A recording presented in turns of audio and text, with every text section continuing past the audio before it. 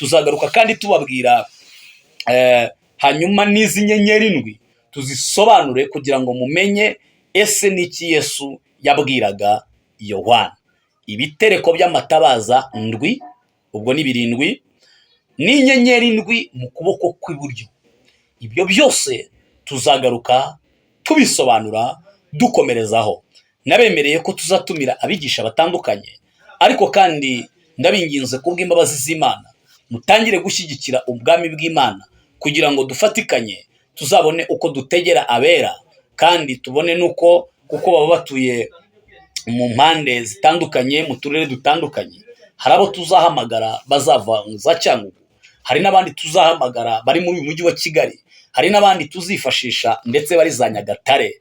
Umwuka wera uko azajya agenda adushoboza, ariko mbemereye ko tuzakurikizaho gusobanura inyenyeri ndwi ndetse n'ibitereko by'amatabaza birindwi, ubusobanuro bwabyo. Ariko murumva ko itorero rya Efeso uburyo ryari rihagaze, Yesu yarirondoye akaribwira ngo namenye neza ko mutabasha kwihanganira abanyabinyoma n'abanyangeso mbi. Imana ishimwe, bera b'Imana bakundwa muri Kristo Yesu. Amahoro y'Imana abe muri mwe. Kunesha kw'Imana no gutsinda kwayo bibe mu mitima yanyu. Kandi ijambo rikomeye nuko Kristo yapfuye akazuka, kandi ubwo yazutse iyamuzuye izazura n'abandi bapfiriye muri we. Hari ibyiringiro bitagajuka, hariho ibyiringiro bikomeye abera tugendana. Hari ibanga ku bakijijwe. Ese mwamenye ibanga ko itorero rya Kristo ririho rikiri mu isi rifitanye ubumwe na Kristo? Ese mwamenye amakuru ko ubwo yarimeneye amaraso bitazarangira gutyo? Ariya maraso ni inkwano twakowe, ubu turi abageni, Kristo nawe ni umukwe, kandi azaza kudukura mu isi atwarure, nk'uko twabasezeraniye ku kwiga igitabo ibyahishuriwe Yohana. Yabihishuriwe ari ku kirwa Patimosi. Ibyo twabiganiriyeho mu gice cya mbere. Muri iki gice cya kabiri tugiye kumva ibyo Yesu yamuhishuriye, hanyuma tuzakomerezeho tubyumva n'ibindi yamuhishuriye. Ngira ngo murabizi neza ko twageze aho Kristo yasanze Yohana ngo ari mu mwuka, amubonye ngo yikubita hasi, ngo inyuma ye yumva ijwi rimeze nk'amazi asuma. Hanyuma mu gice cya mbere mu bintu yamubwiye, ku murongo wa 7 gice cya mbere, yaramubwiye ngo dore arazana n'ibicu, kandi amaso yose azamureba, ndetse n'abamucumise mu isi. Reka dutangire. Haravuze ngo dore arazana n'ibicu, kandi amaso yose azamureba, ndetse n'abamucumise nabo bazamureba, kandi amoko yose yo mu isi azamuborogera. Nanone amena. Dore arazana n'ibicu, kandi amaso yose azamureba, ndetse n'abamucumise bazamureba. Hanyuma uyu ni Yesu ahawe ubutumwa, azaniye Yohana ku kirwa Patimosi. Ijambo riremereye yahereye, yaravuze ngo ugende umbwirire abanyetorero, umbwirire abo napfiriye, ndaza vuba. Dore arazana n'ibicu, kandi amaso yose azamureba.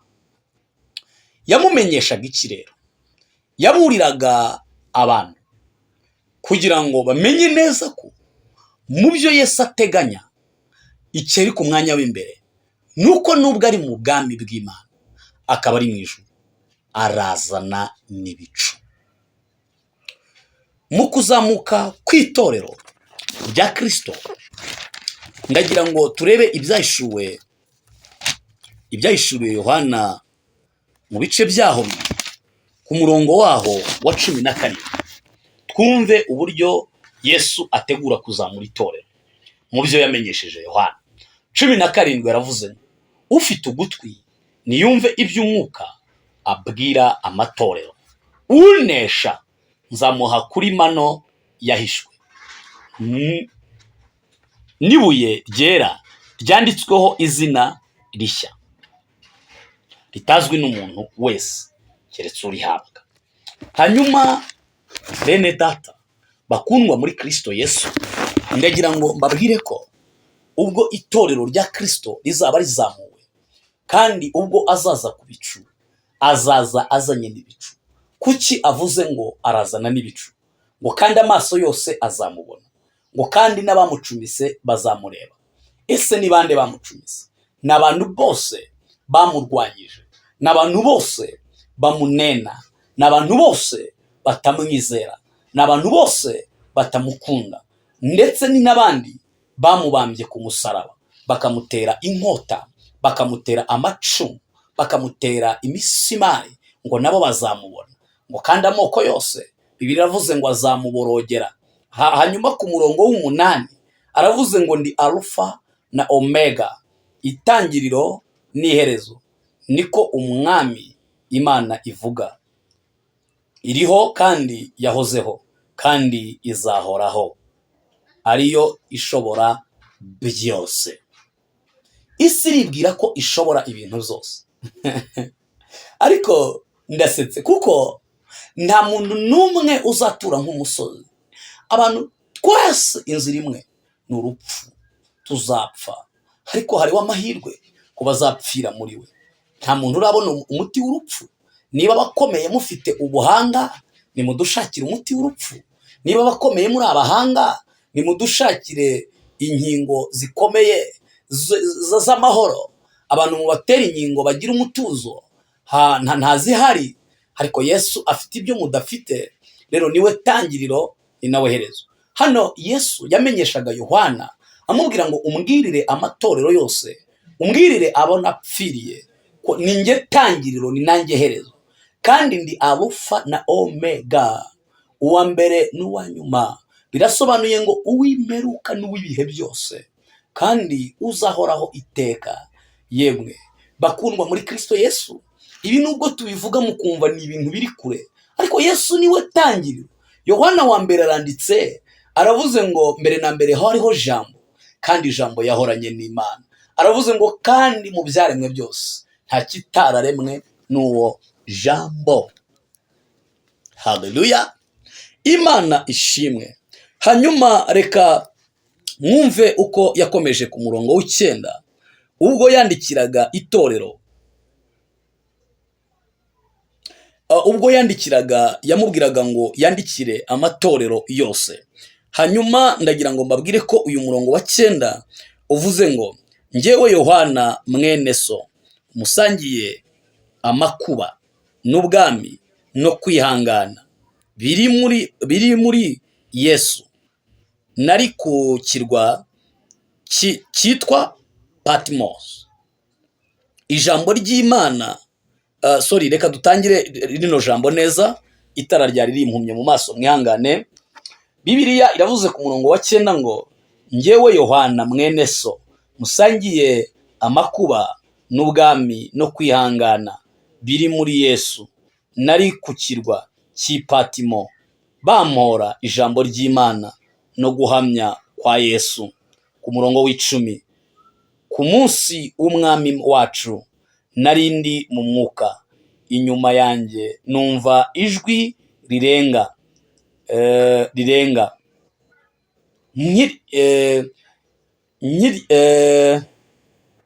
nk'iry'impanda 11 rivuga riti, icyo ubona ucyandike mu gitabo, ucyoherereze amatorero 7 ari muri Efeso, ni Simuruna, ni Pergamu, ni Tuatila, ni Saludi, ni Philadelphia, ni Laodikiya. Laodikiya ari naryo torero tuzasorezaho. Amatorero yose ari Efeso, ari muri Efeso. Hanyuma bene data bakundwa, uyu ni ikiganiro ari gukorana na Yesu, ni Yohana, ariko kandi aratangiye avuga ngo njyewe Yohana. Iyo umuntu avuga ngo njyewe, ni uko ibintu agiye kuvuga yabihagazeho, yabyirebeye amaso ku maso, yabyiboneye. Ntabwo ari ibintu bamushyiriye muri filime, no. Yahuye na Yesu yamusanze ku kirwa yari yajugunyweho. Ibi mu kiganiro cy'ubushize twabivuzeho, ariko murumva ko amutumye ku matorero yose uko ararindwi yo muri Efeso. Hanyuma ubwo amutumye ku matorero, nababwiye ko tuzahera ku itorero rya mbere, icyo Yesu yamutumyeho atuma Yohana. Ariko kandi mumenye ko ubwo tuzavuga amatorero yose uko yaragiye ahagaze, ntabwo muzahishurirwa nimuramuka mudasenze ngo mwumve icyo umwuka ari kugendana namwe. Kuko ibyahishuwe mwabonye ko nsoma nitonze, ijambo nagiye ntegwamo nkarisubiramo. Ni ukubera iki? Ndirinda cyane, kuko hari amagambo avuga ngo umuntu uzagabanya kuri iki gitabo cyangwa akongeraho azongererwa ibyago biri muri cyo inshuro ziri. Yemwe bakundwa muri Kristo Yesu, ese mwari muzi ko ubukurikiyeho tuzasoma igice cya kabiri tukamenya itorero rya mbere ari ryo rya Efeso uko ryari rihagaze? Ariko kandi reka dusomeho gatoya uko bizaba bimeze, mbasogongezeho.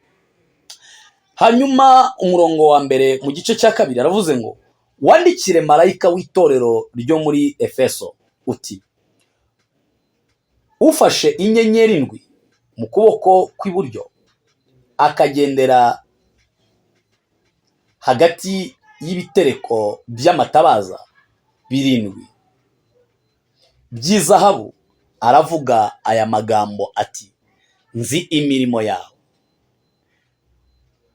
n'umuhati wawe no kwihangana kwawe, kandi nzi yuko utabasha kwihanganira abanyangeso mbi, nuko